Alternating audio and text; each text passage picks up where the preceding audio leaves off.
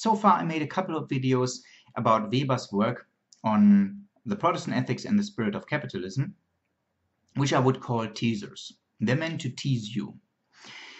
I hope they made you curious. I hope they made you think, hey, there's an intellectual, Max Weber, who discovered something in the Reformation which I really didn't expect. Especially my video about theology should have teased you. If it didn't tease you, then I don't think anything in Weber's study could possibly convince you.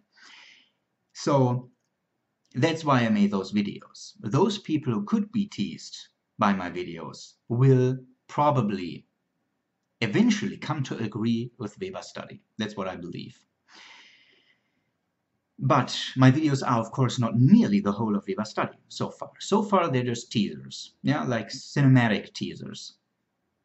But I want to make one more video clearing up possible misunderstandings that arise from the nature of those teasers being pretty superficial so far.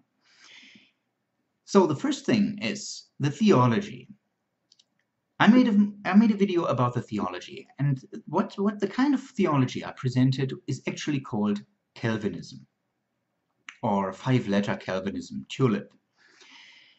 The teaching of predestination. The first thing to understand is that this is not nearly the whole of the Reformation. Many Reformed Christians were not Calvinists. Calvinists are only a very small subset of Reformed Christians. Also, of those Reformed Christians who emigrated to what later would become the United States, were not nearly all Reformed Christians. But some of them were. And also among those communities that are largely Calvinist communities, not nearly everybody will be influenced by Calvinism in the sense that I outlined. I didn't mean to imply that. I meant to imply that some people who are very ambitious will be liberated by those ideas that are then around, offered to them. Some people, a few. Those few were enough. Those few became the entrepreneurs, the inventors that brought about the modern world. Together with the rest of the Reformation, which was not as liberating as those ideas, but they had a good impact on the whole thing as well. So there are other flavors of Protestants around, for example, the Amish. This is the cool thing about the US today. Christians in the USA are still around, and they're still around to a large extent in the form that they were actually around during the Reformation. Of course, in a very weak form compared to back then, but in Europe you don't have these people, at least not in Germany, that is. There are probably some in Switzerland, probably some in the United Kingdom, but by and large Europe has secularized all Christianity away. Whereas in the US you can still witness those Christians. You can still see Amish, and you can still see five-letter Calvinists. So that's very interesting, and it's worthwhile looking at those Calvinists. For example, some of them actually have YouTube videos here online, so you can see what they think. And if you don't believe that the teaching of predestination that I outlined that this is unrealistic or that I have exaggerated, yeah, just watch them. So although I have in the past used the word Reformed theology for Calvinism as a synonym for Calvinism, Weber does that too sometimes. Actually, there are many Reformed theologies around, and the Calvinist variant is just the most radical one, and the one that in my opinion is the most important one. But there are many others,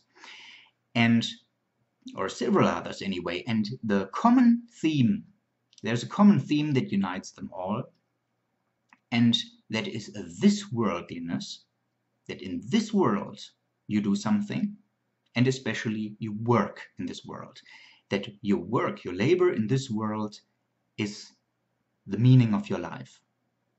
And they wouldn't put it that way, but this is what it comes down to. And there are some interesting linguistical change that accompanied the Reformation.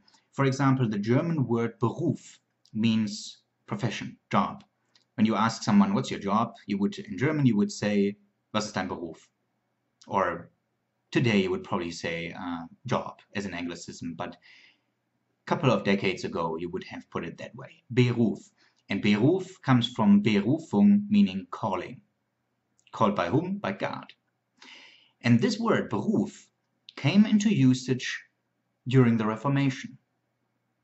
So actually the fact that today people define themselves through their work, that what's your job is the first question you ask someone. You want to know what he does. That came with the Reformation. That was the point in history where people actually began to define themselves through their work. Before that, they just worked out of necessity. They were just working so much that they could provide for themselves so much how tradition dictated for them to work. But to make work your life goal, to work for work's sake, that is something that the Reformation brought in. And that is something that is common to all Reformed theologies or Reformed Christians. And of course, that is very helpful for capitalism.